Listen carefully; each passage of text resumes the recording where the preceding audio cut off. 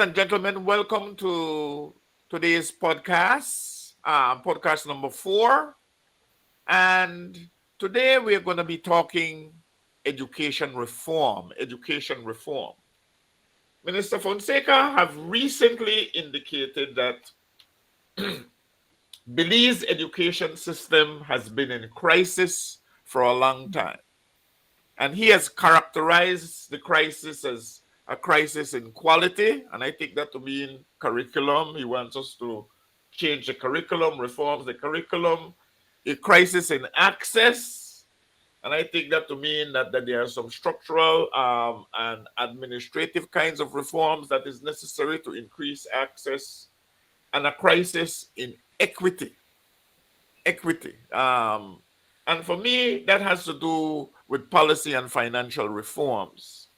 And so today, to talk to us about reforms generally and more specifically, what are some of the thoughts that they have on in terms of how we can change our system. We have two outstanding educators, both Belizean, one in the States, one from the States, Dr. Richards, and the other, of course, is Dr. Carol Babb. So we would like to start by asking these two distinguished educators to just introduce themselves so that we could get into the details of this discussion tonight. So I'd like to start with you, Dr. Babb. Not that you need any introduction, but for the formality's sake. Okay. Good afternoon, everyone. It's a pleasure to join this podcast. As Dr. Barrow said, I'm a career educator. I started off as a classroom teacher, and then I moved on to principal, general manager of Anglican schools. Then I was deputy chief education officer, and I was chief education officer until November of 2020. Right now, I have formed my own local NGO, and I'm doing a number of training, particularly in literacy and financial literacy, which should come as no surprise to Dr. Barrow, because he had supported me while I was a principal. And I still do believe that literacy is a foundation for all other forms of learning. And if we are doing reform, literacy must be a key component. And if we do not do that, then we are missing the boat we are missing the boat, and our students will be in trouble. So I just want to say that as my opening, and then I'll get into the meat of the matter later on. Thank you very, very, very, very much, Dr. Babb, for that warm welcome. Literacy, financial literacy, but there are other things that she cares for too, including disabilities, children with special needs. Of course. She was instrumental in orienting me to that area. But before we start this conversation formally, I'd like Dr. Centáe Richards to introduce himself. Yes, good afternoon, everyone. And my first name is Calvin, and my middle name is Centáe, and my last name is Richards. And so Calvin Richards is fine, and Dr. Richards is appropriate as well. I currently serve as the Associate Dean of Education and Professional Preparation Programs at Prescott College in Prescott, Arizona. So it's a small college that is in Arizona, but we have a far reach because we have nationwide online services and program and degrees at the undergraduate and the graduate programs. Before that, I was a Spanish teacher at, I should back up a little bit further. I was a financial career. I was on a financial career track before I became an educator. I was a banker before becoming an educator speaking Spanish. And the president of the Teachers Association recognized my ability to speak Spanish and hired me as an educator. So I went through an alternative route to become a teacher. I did that for a few years and earned a PhD in curriculum and instruction and curriculum studies at Arizona State University. And did some professional work in Portland in Oregon. And after that, I became the director of equity and compliance at a school district, a medium-sized school district in the Portland area, before returning back to my roots in Phoenix, Arizona to get married. And I currently run the programs in early childhood ed, early childhood special education, mild to moderate special education. We also have school counseling programs, as well as a PhD in sustainability education, secondary education as well. So I'm really excited to be here, and thank you for having me. Well, Dr. Richards, thank you very much. One of the outstanding things about Dr. Richards' school is that they approach education differently. But before we get into that, one of the things that he mentioned was about equity, that he, at various points in his career, was responsible for directing equity-related activities in various school districts in the United States. So we want to start off with Dr. Babb, because equity is one of the areas of reform that apparently we need, and we have been needing for for a very long time. I know that Dr. Babb have been trying to push this whole thing of financial literacy. But Dr. Babb, if you could talk to us a little bit about what you think are some of the structural and the financial changes that we need to make our education system become a lot more equitable for the citizens of this country. Dr. Babb? Okay, so Dr. Barrow, so we're talking about equity. Equity in education means every child must have equal access to quality education, regardless of their gender, their socioeconomic status, or their ethnic origin. And so regardless of where they come from or from which families, that should not be an obstacle for them to access quality education. However, in Belize, if we are honest with ourselves, I think that we are not meeting the needs of the children from the lower socioeconomic bracket. I have been working just recently in 4 schools, and these schools are located on the south side of Belize. And this pandemic has taught us that we need to give the children more meaning, provide them with more resources, ensure that they have quality reading books, texts, ensure that they have devices. We are living in a pandemic.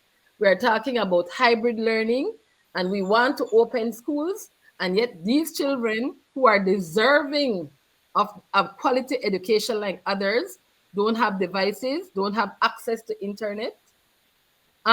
These are the very children, okay, we're going to open school, but yet we don't have any kind of program to support the most deserving, the poorest. There are no healthy school feeding programs in place. While I was chief education officer, and I'm sorry that it happened when it did, because that was my goal, to ensure that every child in schools across this country would have access to at least one healthy meal. I remember meeting a young lady from a very poor home. And I said to her, why are you not going to school? She said to me, you know what, Dr. Babb, said, you don't know, many days I'm hungry. I need to go and find food. If I go to school, I will not be able to participate. So we have open schools, and we are saying that schools are ready. I agree. I am an educator. I want school to open too. But when we say schools are ready, then we need to provide them with the resources if we want the children to be successful. You go to these schools, they don't have books, they don't have meals, they don't have sanitization supplies. Today, through a program that I am doing, I delivered materials to them. So if we want equity, it just can't be equity. We cannot reform a curriculum if there are not certain things in place. Reforming a curriculum, I mean writing all the pretty words, and we are going to change this and we are going to change that. There's also the other important factor, accountability. I'm not saying that while I was chief education officer, I was able to accomplish everything. But if we truly want to change the way things are going, we need to look at these factors. 25% or more of our children in primary schools, Dr. Barrow, Dr. Richards, are not reading at their grade level. So where are the resources, the human resources, the special teachers who have special education, teachers who are trained to deal with children who have special needs? We also have to look at emotional, social, emotional learning as well. The need for counselors in our schools. Changing a curriculum in itself will not cut it if we do not put the resources where they are most needed. The crime rate is going up. And Dr. Barrow, you and I have worked together for years. That's a reflection of the poor education system. I'm not blaming this government. We are all responsible. It's not a blame game. It is what it is. And I can go on more too. That is what I like with Carol Babb. You know, she is unmuted. She speaks her mind, and when Carol Babb says something, she's not putting on a show. This is how she feels. She feels about it. Dr. Richards, could you tell us a little bit about how you guys in the United States deals with this equity issue that Dr. Babb just described, that we here in Belize are struggling with, right? Are struggling with. Because I want to get back to Dr. Babb and ask her what are some of the structural changes that we have to put in place that will enhance the kind of equity of which she speaks. But before we do that, let's hear from you, Dr. Richards, in terms of how do you guys deal with equity issues in your neck of the woods? Yes, good afternoon again. And I just want to commend Dr. Babb for astutely pointing out some of the glaring issues that have to be addressed before programming can be successful in any kind of way, shape, or form, right? So it's very difficult to think about equity when there's no equality. A lot of people tend to get these two mixed up, the difference between equity and equality. Now, equality is, let's just take a pizza, Pepper's Pizza. I love Pepper's Pizza. And no advertising to them, but just that pizza is delicious. And if you cut the pizza up in 8 different ways and you have 8 different people, that's equality. Everybody gets the equal share. Now, equity is a little bit different, because equity is, what if person number 1 has eaten 2 pizzas already? And what if person number 3 is allergic to pizza? What if person number 5 doesn't want any pizza? And what if person number 3, 4, and whoever else I didn't mention haven't eaten in 2 days? That would change the calculus of how the pizza would be distributed. Equity is for those who are in a hole. They need to have extra resources, more so than what is normally given to the majority of people. If you have a minority and they are being disenfranchised in education, they need more resources than what someone who is not being disenfranchised would need. And so that is a policy issue I'm sure Dr. Babb will get to in a minute, is how do you direct the resources so that the ones who need the equity is going to get it without causing the people who want more than what they already should probably have to begin with complain about it, right? So it's very difficult to unravel that if you don't have, so that's where it starts. The resources need to be leveraged to the programming for those people who need it the most. Now, once you have those resources and infrastructures in place, you need to think about the relationships that you have between the student and the teacher and the community. If the teacher does not live in the community, it's that much more difficult to connect with the community. And if the students and the teachers have a relationship that is adversarial, or if the teacher puts himself in or herself or themselves in a position of always being in control and always being in authority and always delivering a systematic, particularized, prototypical curriculum that really doesn't take into consideration who the doctor, then you will always get the same results. So that's where we are now. In Prescott College and in other parts of the US, we really involve ourselves with social justice, social and ecological justice. So when you translate that into education, that means taking a look at teacher-centered ways of delivering curriculum and teaching versus student-centered ways of delivering curriculum. And if teachers have as much control as we have all the time, what happens to the creativity that the students could generate if they had some say in how things were going? Now, that's how experiential learning takes place, because holistic learning, which is what we want to be, we want to educate the whole child, do we not? Holistic learning is organic for the student. It's emergent for the student. They realize things for themselves. It's student-centered more so than teacher-centered.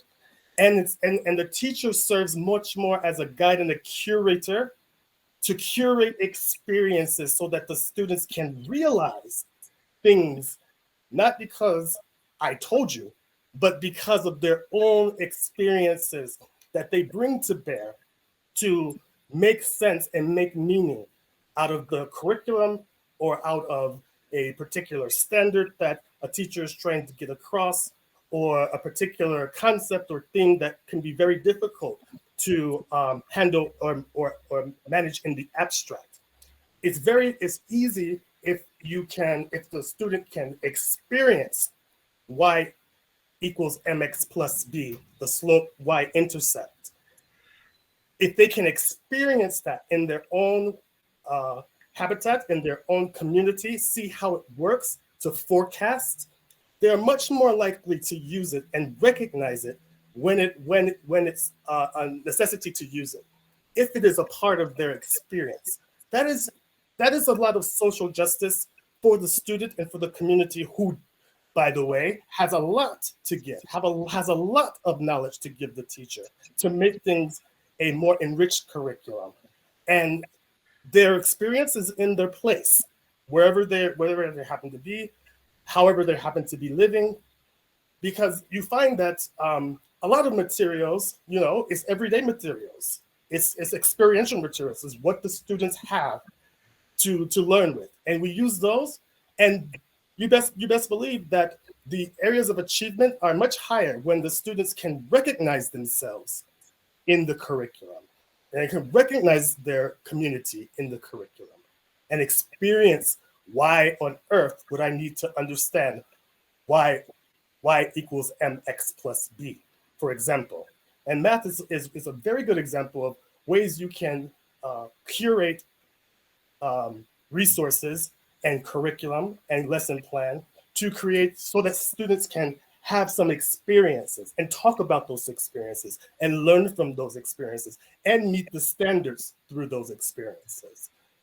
So that's one way to kind of equalize the playing field, because in that situation, the teacher doesn't know as much as the student might know as much as the teacher in terms of the community, and the teacher knows the curriculum in terms of the content material. You bring those two together to create meaningful experiences that are in the place of the student and helped co-constructed, if you will, by the student. And so that's one way to work in a holistic way that tends to bring about a very high degree of academic achievement without a lot of resources to be dedicated. The only resource that you need and that's one that Dr. Babb was talking about, is the time that it takes for educators on the front end to create these experiences for the students. So there is the human resource aspect that's still there. There will always be human resource needs in education. How we use it and how we use it to bring about deepening relationships with the community and the students themselves as it relates to the curriculum is something that can be re-examined. Well, thank you very much, Dr. Richards. Dr. Babb, from your experience, one of the things that Dr. Richard pointed out was that we have to find ways to get more resources to those students who need it more. You have been in the system for a very, very long time, and on both sides of it, from the supply and the demand side of it. What, in your view, are some of the structures that is preventing us, that are acting as barriers from us being able to get those added resources to those students who need it most? What is preventing us from doing that? Because the sense that I get is that we are treating all our students the same. If we transfer $1,500 a year for a primary school child, it's for every primary school child. We don't say, well, John needs 2,000. He doesn't need 1,500. So, what have been, from your experience, the barriers to us being able to do that? So I like the question that you're asking me, and when you were talking, I was reflecting, and every time we have a change of government, it creates more problem for the education system. You know why? We spend a lot of time and energy criticizing what the previous government was doing, spending a lot of resources. I am not saying that the existing curriculum is perfect, but my idea is find out the weak spot. Don't go and try and reinvent the wheel, and you spend a whole lot of money. I wish we could take education out of politics, really, because that is creating a lot of problem. When I look at resources, and I don't even like to call the children the poor ones, I call them the most deserving. You ask me, what do they need? What do the most deserving need? They need what the children are getting at private schools. At private schools, they have all the equipment. They have grade level books. Teachers are provided with guides, teacher's guide. They get the best books. So if a teacher is struggling with mathematics, there's a teacher's guide to help that teacher along the way. Dr. Barrow, you and I have been in the education system. I was a general manager. You know, and I used to go to all of my schools, especially in the remote villages. And some teachers were very, very honest with me. They told me, I don't know that level of mathematics at standard 6. I cannot teach it. And so with a teacher's guide, these private schools, they have teacher's guides to help the teacher along the way when they encounter any problem. Most of the children at private schools are reading at their grade level and above. The opposite is happening in public schools. Most of the children don't have access to quality books. Teachers don't have access to quality books books that will help them in instruction. We don't hold our teachers accountable the way private school teachers do. We don't hold management accountable. We had an inspectorate system where education officers would go into school, inspect schools, identify weaknesses. That has gone. That has been thrown out with the baby and the bathwater. That was a good system where each teacher, each class was shown what are their weaknesses. The disadvantage, what we did not do well, is we did not do enough follow-up to work on those weaknesses. Another big problem in our education system is the teacher training institutions. A lot of our teacher trainers, Dr. Barrow, and you know that, they come from universities, Dr. Richards, and straight to the university, and they begin to teach. We need the content, but we also need teachers who are experienced. I'm telling you, because I 3 times a week, I go to teach at a primary school. And you know what? I don't have any problem with classroom management because I have the experience. I was there. I have taught at every level. But when you get a teacher straight from a university and they do not understand the system, they do not have the experience, what can they pass on to our teachers? Just the theory, will that be enough? No, it is not. Teachers are coming out with basic skills lacking because they are taught by people who don't know themselves. They've never been in a classroom. Accountability is a big problem in our society. Notice. Dr. Babb, tell me something. I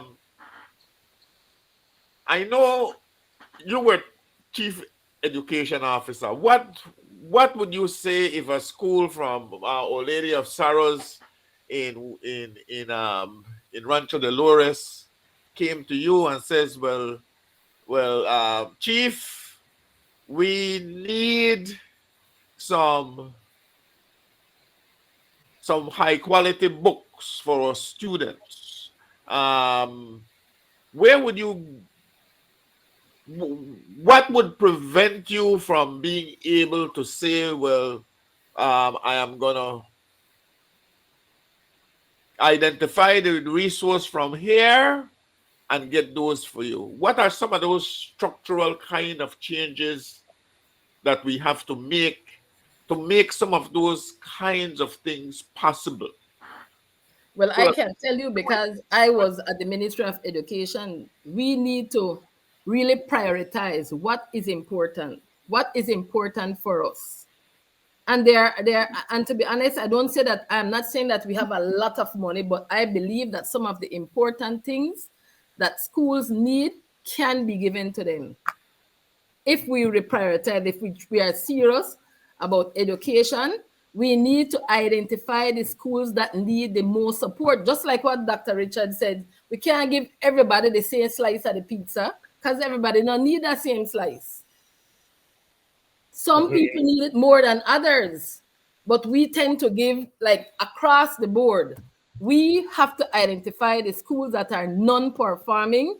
We need to provide them with mentors, with trained and experienced educators who can help them, who are in those classrooms like almost every week to ensure that teachers are on target.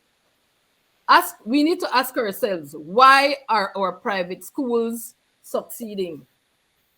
What are they doing differently than us? One of them, the big thing to me, is accountability. Those leaders in those schools hold their teachers responsible. But in addition to that, they give them the resources, they provide the training that is necessary for them to operate and to perform successfully. They give them all that they need so that they can succeed. I hope I've answered your question.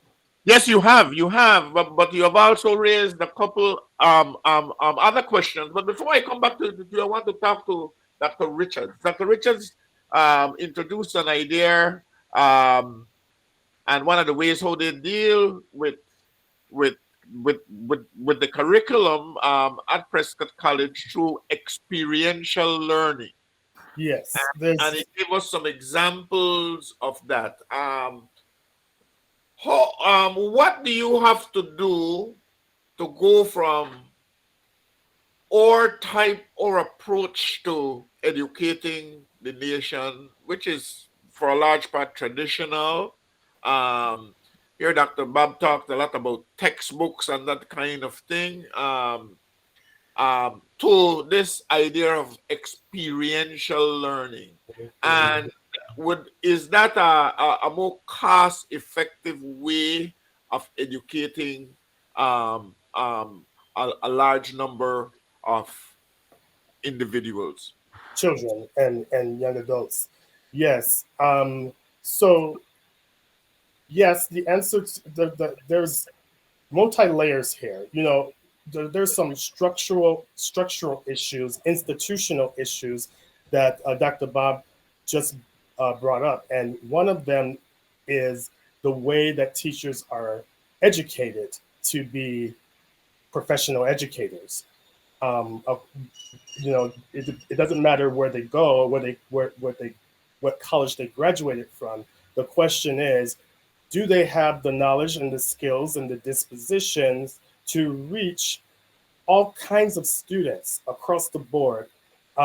Do they have enough equity training infused into the teacher preparation so that they can be compassionate with their students, and understand where some students are coming from, even if they have never done that themselves or experienced that themselves? How much coaching do they get on? Does the education program provide practicum and student teaching experiences and clinical experience in the schools themselves, so that the teachers who are there can get not only a little bit of a break, but to share ideas with the pre-service teachers, the training teachers that are going through a teacher preparation program. Those are ways that if you put the education student, the one that wants to become a teacher, with some of the students, the people that are actually teachers, you may find that you will get a lot of synergy and a lot of professional development opportunity to lift each other up and share ideas and share knowledge.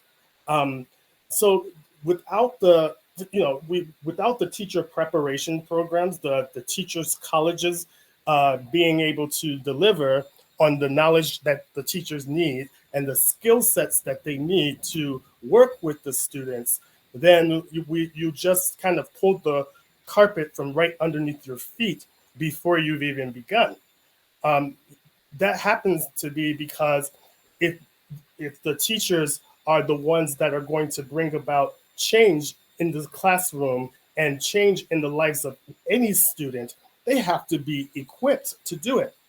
And we're not just talking about resources in the sense of books or material things that private schools may have or some public schools may have. It's the skill set to know, what do you do? What are the professional things as an educator you can do when you have no resources? How do you meet the standards when there are limited resources? And there are skill sets to work with. And another thing real quick, I know that you all had a session on this, is a session on trauma-informed practice. There's a lot of stress and there's a lot of potential trauma that happens in the education world with teachers. They get stressed out for lots of reasons. And if they are not able to work through that stress and give an opportunity and space to work through that, you could end up with PTSD or depression or worse, and not being able to perform when the students need it most.